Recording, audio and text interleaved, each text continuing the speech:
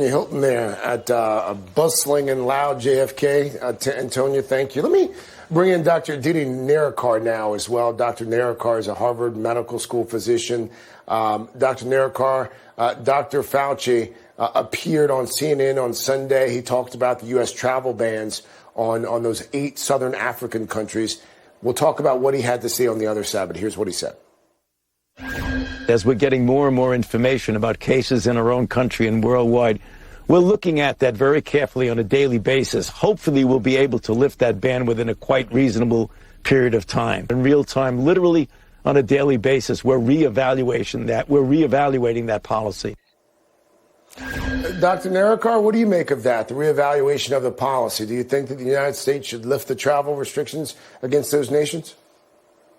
I do, Craig. I believe that we shouldn't have had travel bans in the first place for those 8 countries. We know, based on the second case in Minnesota of the Omicron variant, that the Omicron variant was in the U.S. prior to the travel ban. There is no data to suggest that Omicron originated in South Africa. In fact, South Africa, with its sophisticated surveillance system, was the first country to identify and alert the global community. So this is a punitive measure on South Africa and the other countries, and it should be lifted immediately.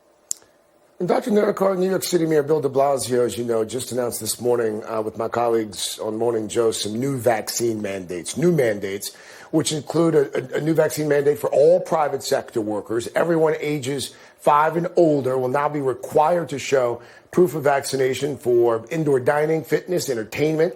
Everyone now required to show 2-dose vaccine proof of vaccination status for all indoor activities. That's a pretty significant escalation of the vaccine mandate for New York City. What do you make of that? I think it's the right call, Craig. We are amidst a winter surge. We have 100,000 COVID cases daily due to Delta and 1,500 deaths daily here in the U.S. So we do need to have stricter vaccine mandates, mask mandates, public crowding mandate, so many ways that we can mitigate this winter surge, particularly for the next 3 to 4 months. Let's talk about a bright spot. Apparently, according to the White House, on Thursday, more than 2 million vaccine doses were administered. That's the highest single-day total since May. The CDC reporting that last week, the average number of daily vaccine doses given, 22% higher than the previous week.